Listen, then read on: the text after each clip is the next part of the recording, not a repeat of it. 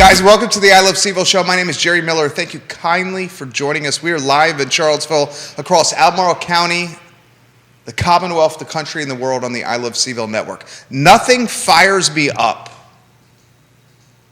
Nothing gets me more boiled.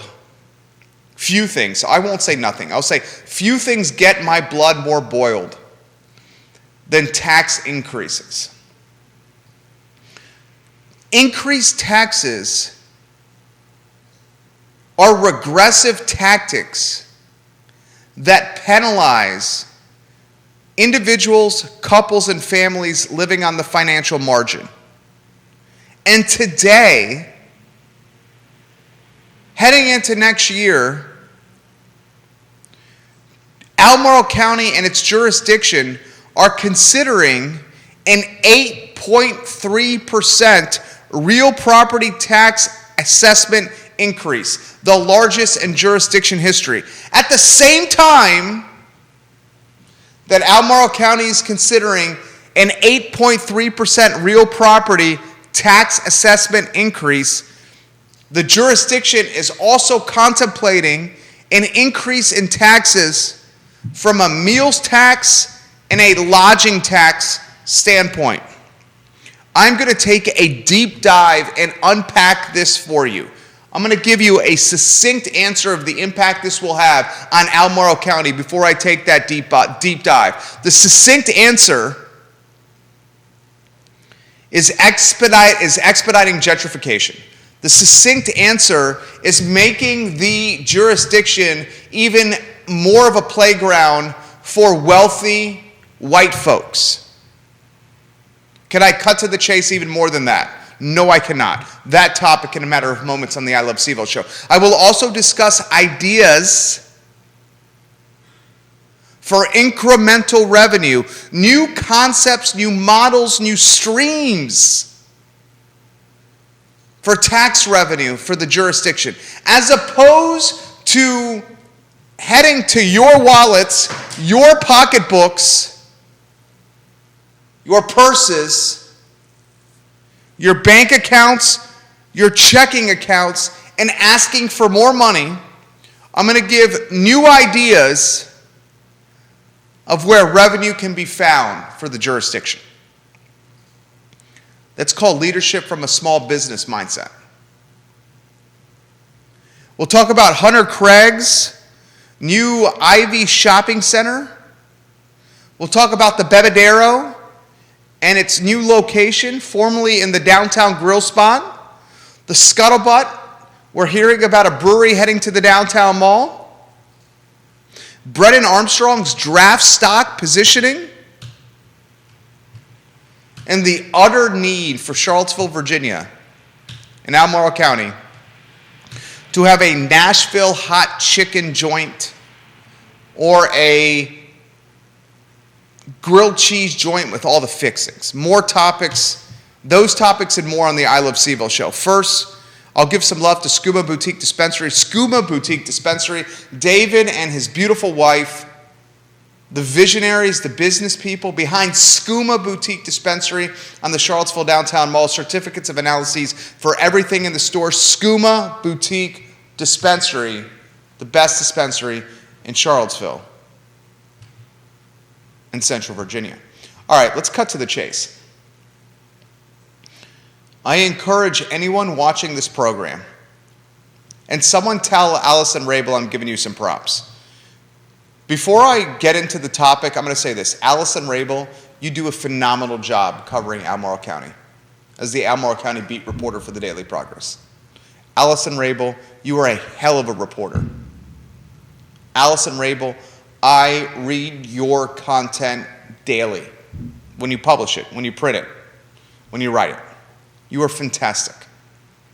Fantastic. Allison Rabel, you are undoubtedly a top 50 market reporter in this country. I realize we will eventually lose you to a different market because you're so talented.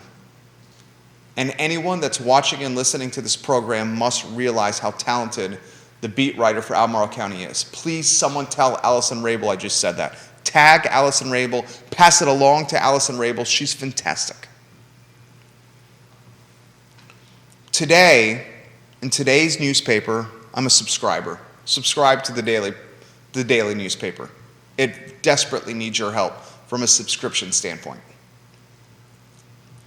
If you read today's newspaper, you saw 2 stories, 2 headlines, 2 pieces that should concern the hell out of you. The first one, written by Allison, with a headline, Albemarle assessed property values see large increases. I will get to that in a matter of moments. The second one, Albemarle may increase meals and lodging tax rates. I'm going to offer analysis and perspective in unemotional fashion here. I'm emotional and hot-tempered when it comes to taxes, very much so. But I'm going to distance myself from that hot-temperedness and that visceral, emotional reaction, compose myself in real time on this program, and offer analysis that is straightforward, even-keeled, and unemotional. Let's get to the real estate tax increase analysis and perspective first. I'm going to read you the first paragraph from AW's story. Allison Rabel.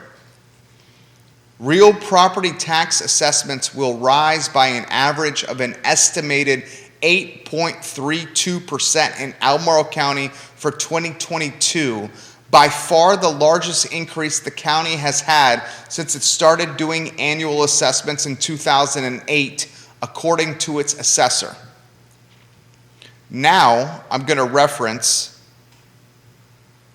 the increases of taxes by districts within Albemarle, so you gain even deeper perspective. This is verbatim from Allison's story. The Scottsville district, the district I live in, the district I'm running for from a Board of Supervisors standpoint. The Scottsville district saw the largest increase in tax value, with assessments increasing by an average of 11.14%. Double freaking digits, dudes. 11.14%. Assessments on properties in the Whitehall district, I believe that's you, my friends, with the Upping family. Assessments on properties in the Whitehall district increased by an average of 7.74%. The Samuel Miller district, the Whitehall district is like the Free Union Barracks Ivy district.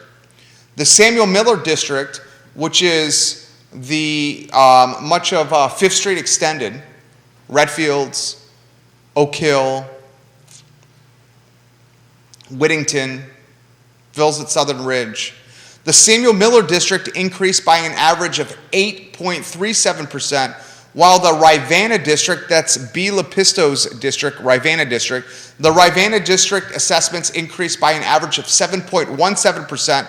The Rio district had an average increase of 7.83%, and the Jack Jewett district had an average increase of 8.54%. The town of Scottsville saw an average increase of 7.15%. So here's the nitty-gritty. Here's how this impacts you.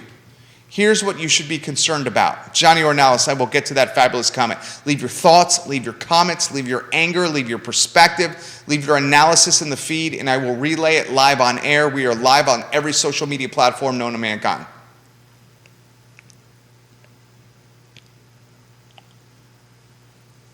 We say, we proclaim, we stand at the top of Carter's Mountain as a community, and we insist that we're committed and motivated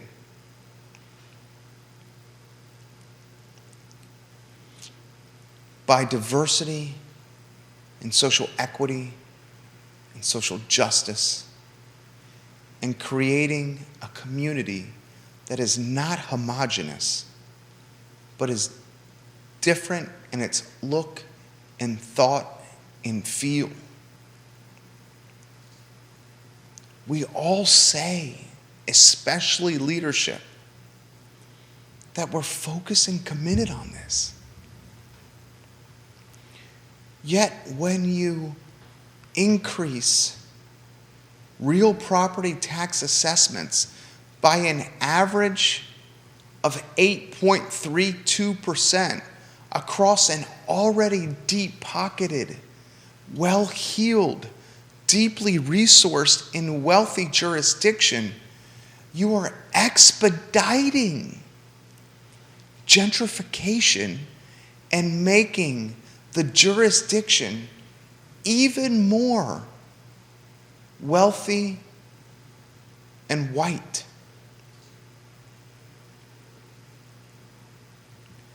When you uptick real property tax assessments by an average of 8.32% in Albemarle, the greatest uptick in jurisdiction history. In the district I live in, the taxes are increasing 11.14%, double-digit uptick. You're doing it at the same time where groceries and fuel are more expensive than they've ever been. Inflation is running rampant. Disposable income is fewer and far between. You in 2022 are saying we realize that a gallon of milk, a loaf of bread, a pack of bacon, a box of cereal, a delicious, delicious gallon of Haagen-Dazs ice cream is more expensive than it's ever been. Yet we don't give an F-U-C-K. We're still going to tax your house and where you live at a greater clip. And to compound matters, we're going to make it more expensive for you to go eat at restaurants by raising the meals tax. And to make it even worse, if your family wants to come and visit and needs to stay in a hotel, lodging taxes will be higher. So explain this to me. Help me understand. Help me, please. At a time when inflation is running rampant, at a time when grocery bills are higher and more expensive than they've ever been, at a time when going to the gas tank and filling up your vehicle is more expensive than it's been in a really long time, you also are going to ask your residents to pay even more of their money toward where they live, to where they eat? What is the collateral damage of this? What is the cause and effect? Want to know what it is? Gentrification. Gentrification. Eventually, we are going to make the community and the jurisdiction so rich and so white that we will not be able to recognize it.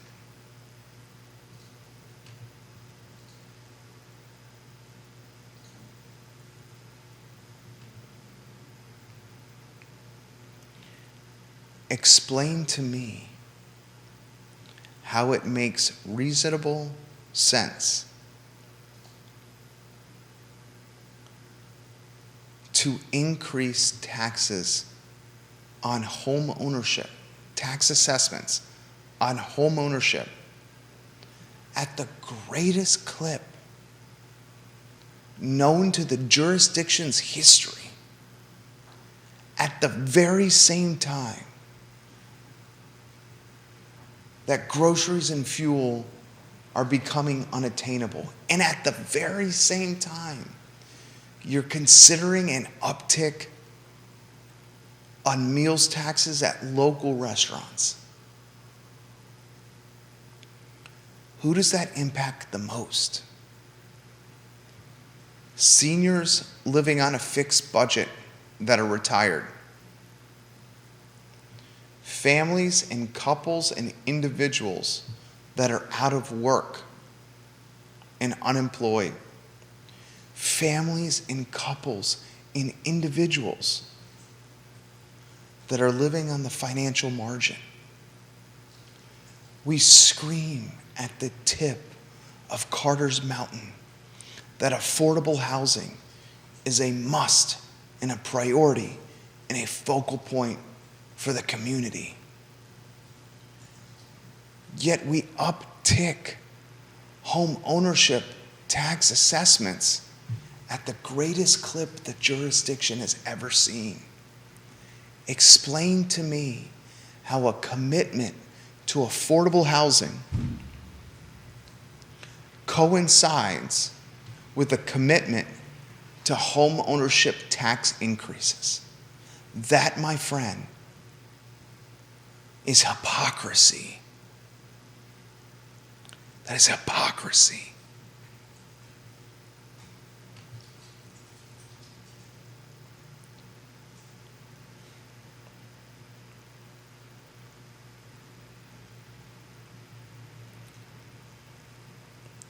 Please read the newspaper today. And why I am a champion of the daily newspaper is because of stories like these.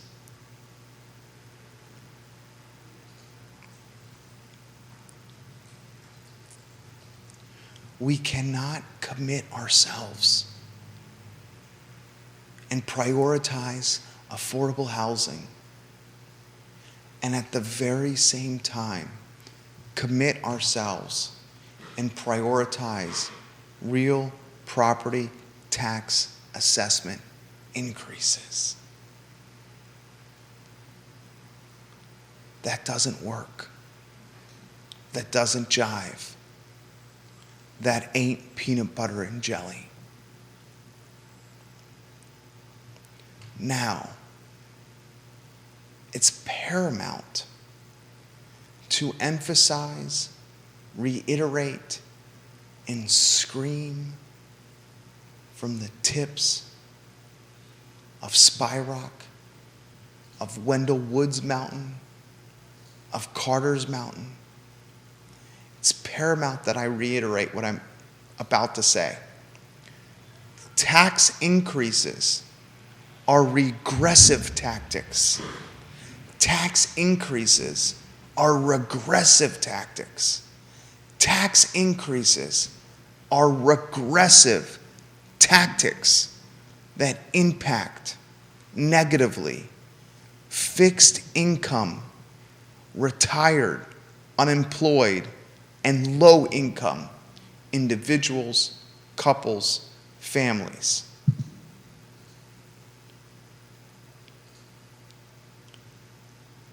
Tax increases are regressive tactics that expedite gentrification and allow deep-pocketed, wealthy folks to continue to scoop up, to hoard, to invest, to grab hold of real estate because current owners cannot afford the additional expenses. Tax increases are regressive tactics that drive Northern Virginia, New York, wealthy families and investors to our communities.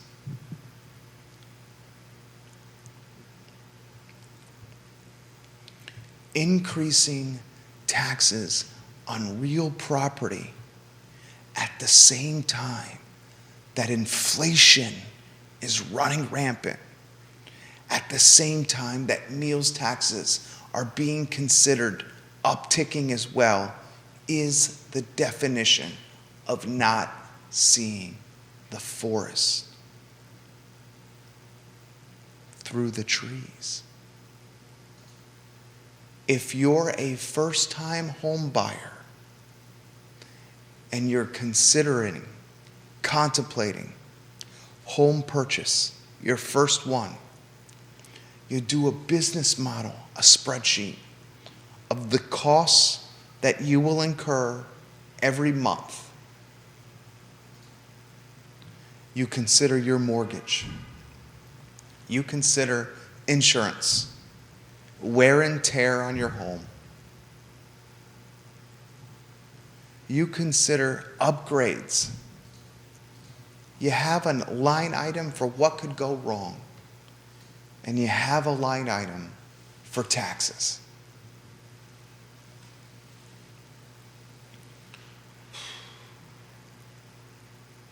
When you see that line item year over year increase on average in Albemarle by 8.32%, you pause, you reflect, you consider, you contemplate, can I really afford to buy this crib?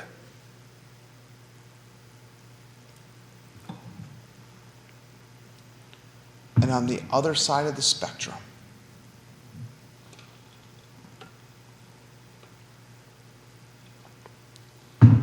if you're like my parents or your parents, retired, hardworking, honest, good people, and you have a set budget that you can spend each month that would allow you to retire and to age with respect. You read and hear and contemplate and consider, and you realize, Lord Almighty, I may not have saved enough.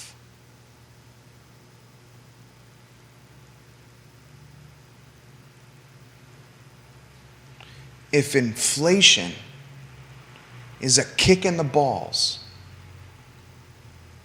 real property tax assessment increases and meals and lodging tax increases are a soldering iron to the jugular.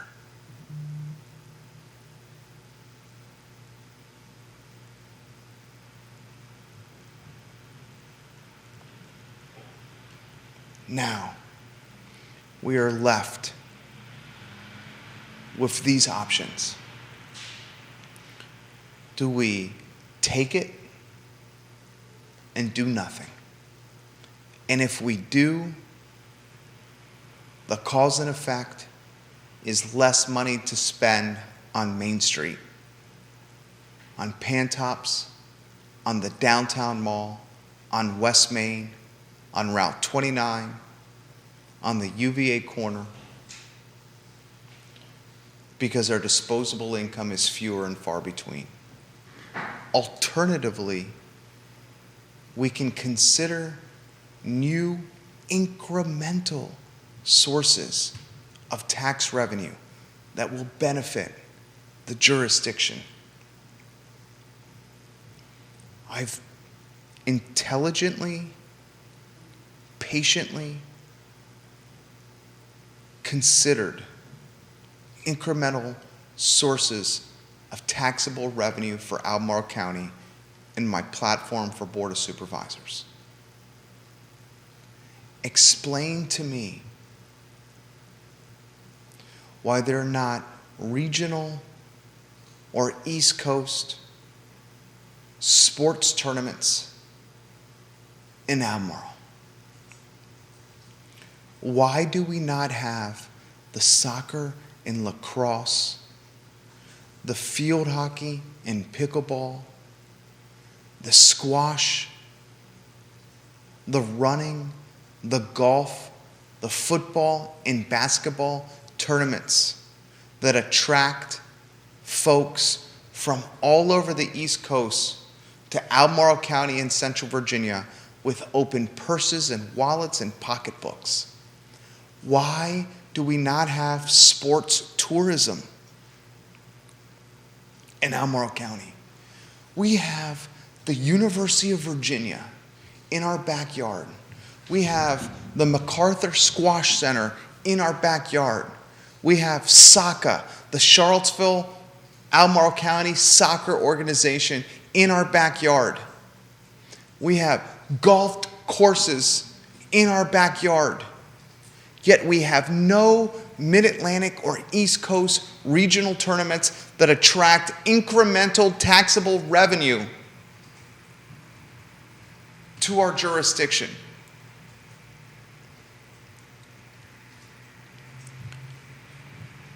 You want to hear something concerning? Sit back and prepare yourself for this.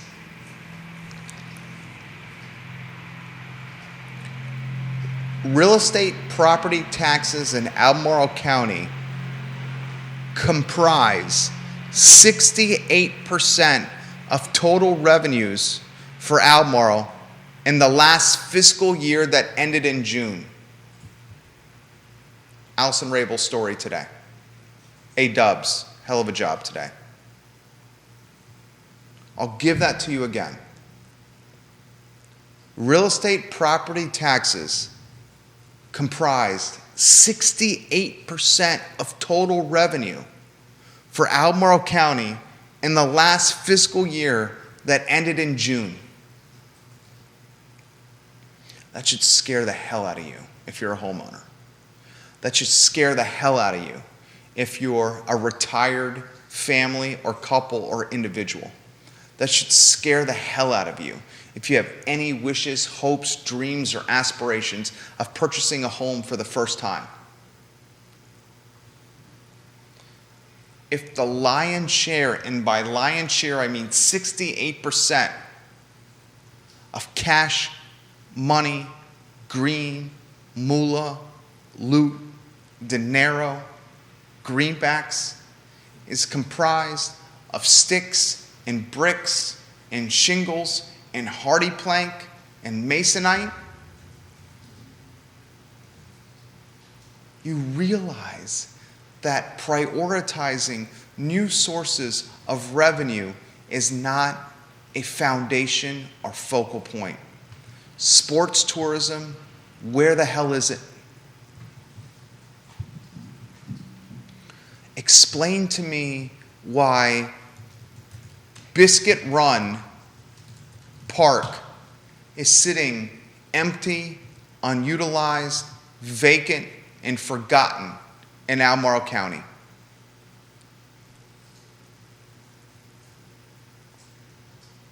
Explain to me why a public-private partnership has not been created for Biscuit Run Park, where the park can be utilized for soccer fields to attract regional and national soccer tournaments to Albemarle. Explain to me why Biscuit Run Park has not formed a private-public partnership with Core and Capshaw and Red Light Management for a music venue, an outdoor music venue and pavilion, something like Red Rocks, a pavilion where people can go to Biscuit Run Park and watch national, international musicians perform in an outside pavilion-like setting.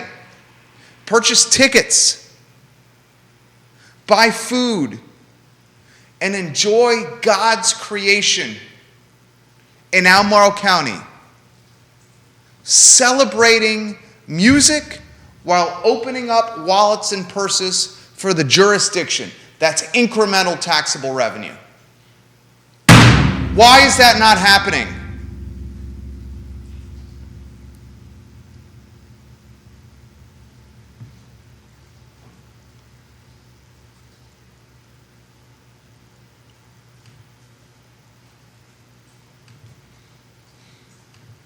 There's 1,200 acres in Albemarle County, right over the city line, that are doing jack diddly.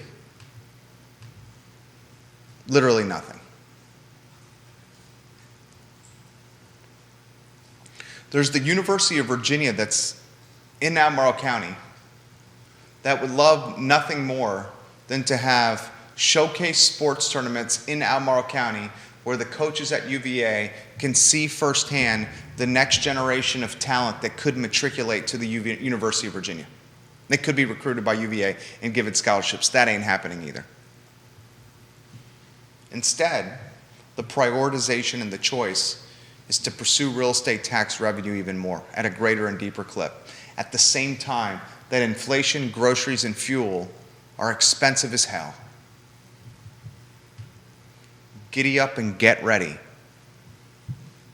for a bastion, a playground of rich and wealthy in Albemarle for years to come. Giddy up and get ready for gentrification in a widening, a wealth gap that's wider.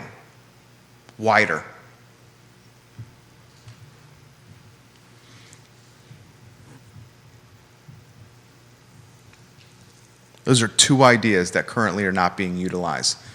The monetization of Biscuit Run Park, a 1,200-acre park in Albemarle on the cusp of Interstate 64 that's forgotten,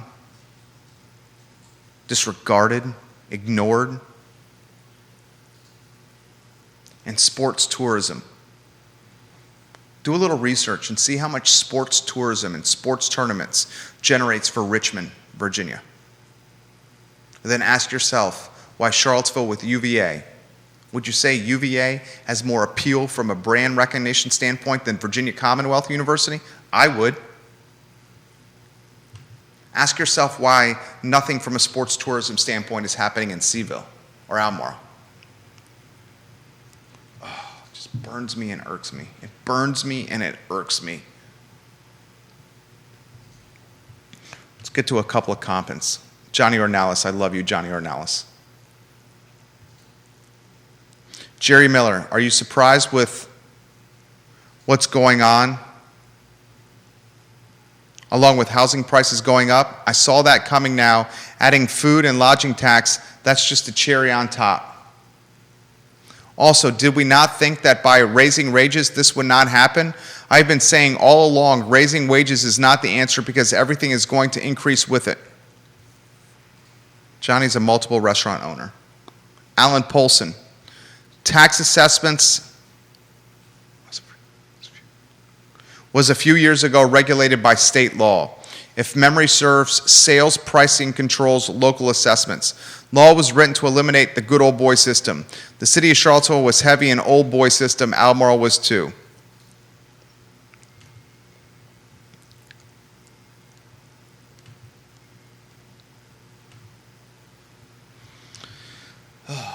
This is legitimately like one of the primary reasons that I'm running for Board of Supervisors.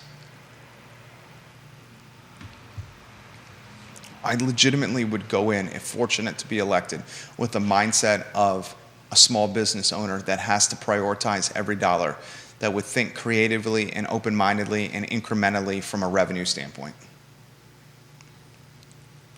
Let's get to more real estate, this commercial development. Hunter Craig. Hunter Craig is one of the most powerful real estate developers in Charlottesville and Albemarle County. In fact, Hunter Craig was the vision and the money at one time behind Biscuit Run Park. But in 2008, 2009, 2010, the real estate market hit the you-know-what. So he converted his position at Biscuit Run Park to tax credits by passing along the park, Biscuit Run, to the Commonwealth. And now the Commonwealth has said, we don't want to run a park. We'll give it back to Albemarle on a long lease for little money each year. We don't want anything to do with this. HC, Hunter Craig, got the tax credits and his purchasing in his buyer pool. This is his investor pool. Hunter Craig owns roughly a third of the UVA corner, owns a hell of a lot of property in the downtown mall. Waterbird Spirits, run by his son, the Clock building on Water Street, Hunter owns that. His son's business is in there. Hunter owns the Bank of America building where Prime 109 was in. Hunter owns that. Hunter's the hustle and muscle behind the development across from Boar's Head and Birdwood Golf Course. I confirmed yesterday that that small retail strip across from Boar's Head Resort and next to Bel Air Market is Hunter Craig's vision. I've heard that Kenny Ball Antiques will be one of the tenants there. I think that shopping center is a brilliant idea. A brilliant idea. That Ivy corridor across from Boar's Head next to Bel Air, we will cut to the chase, is super deep pocketed. You got Ednam Forest, Farmington, you got Bel Air, just a few neighborhoods off the top of my head. Hunter's going to build that into a little retail strip that's going to have some of the wealthiest potential customers within a 5-iron of the strip. Brilliant idea. Smart idea. If you have aspirations of being in a wealthy customer footprint, that's a good spot. Really close to town, close to UVA, close to the bypass, close to the interstate, close to 29. You got the new UVA Orthopedic Center opening across the street from it. Doctors making bank working across the street. You got Centera opening up a facility across the street from it. Doctors and nurses making bank across the street from it. I'll give it to Hunter. Dude knows development. Dude knows development. Dude knows real estate. Dude knows a deal. And dude knows how to hustle and move. Oh, taxes, man. Next topic, the Bebedero is moving to the old downtown Grille location. We've heard this in the works for months. The Bebedero, of course, was upstairs above Whiskey Jar. Now it's going to have a storefront on the downtown mall and much better visibility in the old downtown Grille location. I have heard that downtown Grille space is going to be chopped up. And I want to say something. When the downtown Grille closed, we were the first to identify that here on the I Love CVille Show. When the downtown Grille closed, I immediately said that this space is entirely too large and needs to be subdivided into smaller spots. Early next year, that subdivision is going to happen. My crystal ball was accurate. It was right. I am hearing that a local brewery, I'm going to confirm this first before I say which one, but I'm hearing that a local brewery will be in that downtown Grille spot, a subdivided space within that downtown Grille building. You'll have space for the Bebedero and a local brewery in it as well. I'm also hearing that Citizen Bowl Shop, now Lucky Blues, will move to the Bebedero spot upstairs above Whiskey Jar. Little musical chairs happening on the downtown mall. And the conductor, the DJ, the band, the maestro behind those musical chairs, Wilson Ritchie. Remember, the downtown Grille building was for sale. And Wilson has a tendency to buy real estate on the mall. He purchased the building where Cafe Frank is located. If I'm reading the tea leaves correctly, one of the best restaurateurs, friend of the program, and a stand-up A-plus all-around nice guy, Will Ritchie, scooped up from a purchase standpoint this downtown Grille building. I will confirm that with you. But my tea leaves reading is pretty damn good. Brennan Armstrong from a draft NFL stock position. Here's a great statistic that we put on the I Love CVille Instagram. Open up your phone right now. Get your phone out in your hands right now, please. Go to I Love CVille on Instagram. I Love CVille on Instagram. And follow I Love CVille on Instagram. We have the third largest following in Charlottesville and Central Virginia behind UVA and the city of Charlottesville.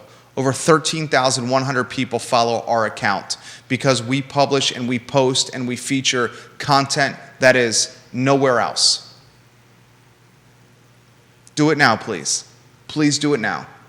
Instagram, open your phone, open the app, follow I Love CVille. I'm going to give you a little statistical information. This is quarterback play over the last 2 years in college football.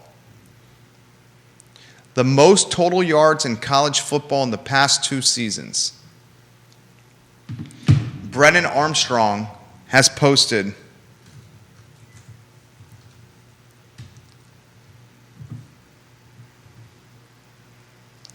the third most passing total yards in college football over the last 2 years.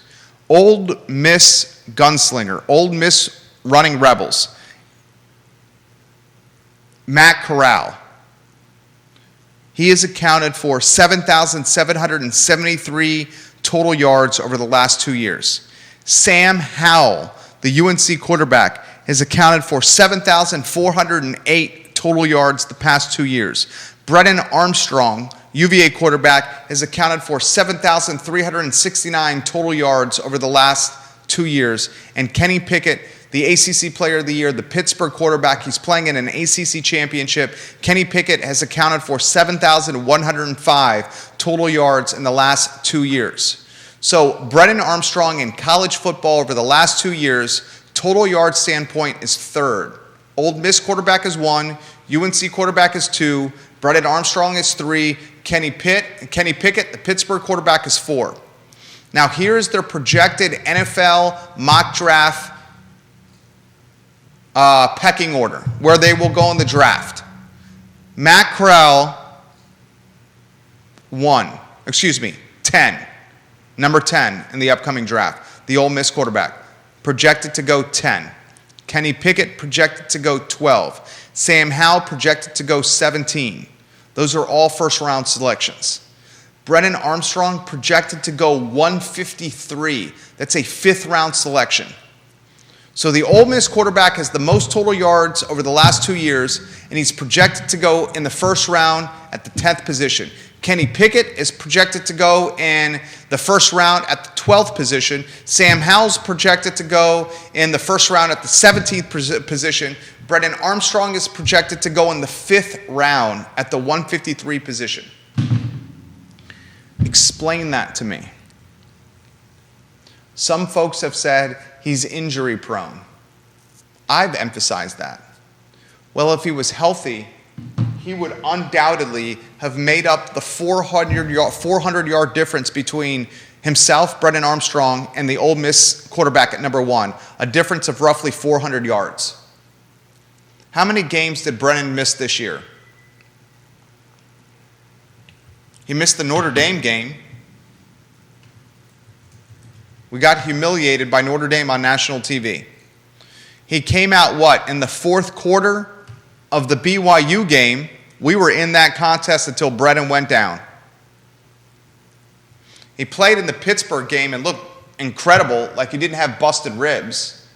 And then he got hurt in the Virginia Tech game and was a shadow of his former self in the second half. He also missed games last season.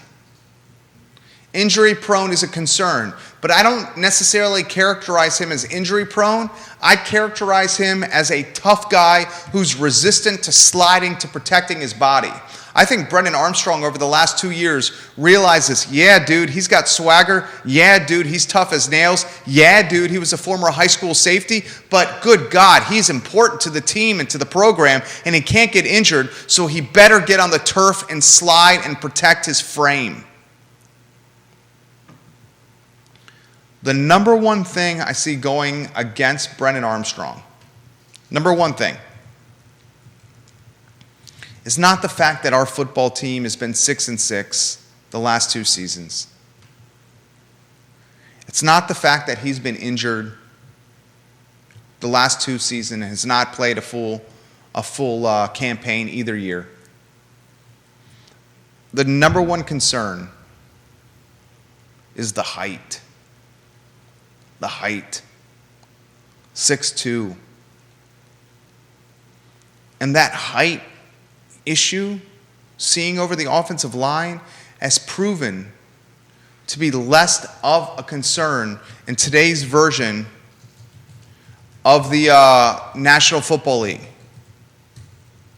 Russell Wilson is not that tall. Seattle Seahawks quarterback. Drew Brees was not that tall. Retired Hall of Famer. Wilson and Brees are Hall of Famers. The best quarterback in the National Football League, arguably, I'm not saying he is, the best quarterback in the National Football League, arguably, is the quarterback for the Arizona Cardinals. The dude is 5'8", maybe. Kyler Murray. In fact, let's see what he's listed at. Kyler Murray is listed at, I'm Googling it as we speak. He is listed at 5'10". He's 5'8", maybe 5'7" and change. And he's arguably the best quarterback in the National Football League. I don't get why the Ole Miss quarterback, the UNC quarterback, and the Pittsburgh quarterback are first-round picks, but Brennan Armstrong is a fifth-round projected pick. Now, the selfish in me, the UVA fan in me, wants B.A. Brennan Armstrong to return for another year. And if he's projected to go in the 5th round, he's going to return. The quarterback before Brennan Armstrong, Bryce Perkins, was a freakish athlete, and he can't get off a practice roster. It's difficult to be a quarterback in the National Football League. I think Brennan Armstrong's coming back for another season at UVA. He's going to play under Tony Elliott, who has a fantastic history of developing quarterbacks. He's going to improve his draft stock, and you're looking at a guy that potentially could be a quarterback that starts or backups on Sundays in the National Football League. But he's going to come back for another one. Mark it down. Carol Thorpe, que pasa, chico? Love when you watch the program, CT. Carol Thorpe. Appreciate your perspective, CT. Jeff Telfer, welcome to the program. Love when you watch as well. All right, last topic I want to get to today on the program.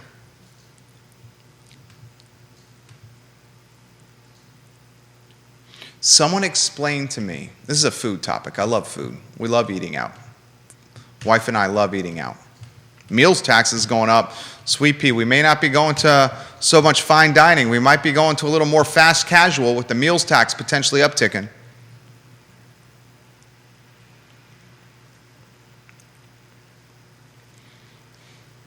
Explain to me why Charlottesville and Albemarle County, in fact, why nowhere in Central Virginia there's a Nashville hot chicken choice, a go-to spot for Nashville hot chicken. Where is it? Where does it exist? Explain to me in Albemarle County and Charlottesville and Central Virginia why there is not a grilled cheese cornucopia joint, a spot that is focused solely on heady, super deluxe grilled cheeses. Yeah, grilled cheese is on the menu. But why isn't there a focused restaurant prioritizing grilled cheese as a business model? Where's the Nashville hot chicken business model? Neither exists. Both those concepts and models are prevalent and prolific in cities across the country. Here, in a foodie, deep-pocketed, well-resourced community, the Nashville hot chicken concept does not exist, neither does the grilled cheese concept. Those are two very good ideas for aspiring restaurateurs, and two very good ideas at price points that are attainable and approachable. If the meals taxes are increased, and if the real estate taxes are increased, and both will be, at the same time that inflation is running rampant, The restaurants that will feel the pinch and the sting the most are the high dollar expensive ones, because disposable income will be less and lowered. The restaurants and models that offer the fast casual, approachable, and attainable price points, where you can get in and out for $20 or less a person, those will be even more popular because of the impacts of inflation, wage increase with staff, real estate tax increases, and meals and lodging increases. There's only so much money Americans, Central Virginians, Albemarle Countyans, and Charlottesvillians have at their disposal. Only so much.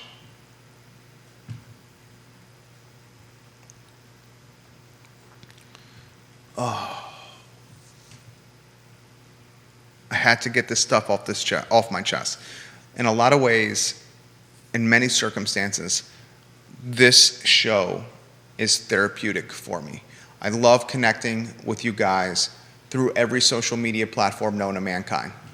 The show airs on every social media platform known to mankind, and it's archived on ilovecville.com. Favorite aspect of what I do is this.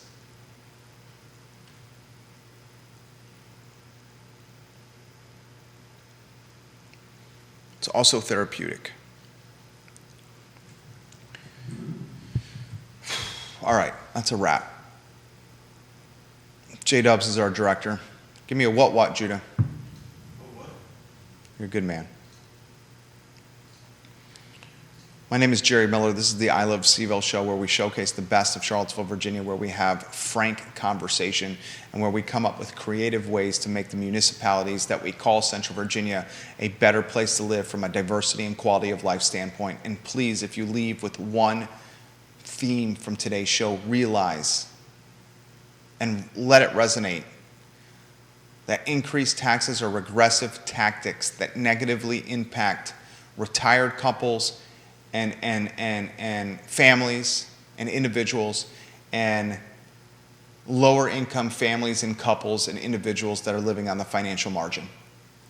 All we're doing is expediting gentrification and making a homogenous, wealthy community. That's a wrap. Hasta luego.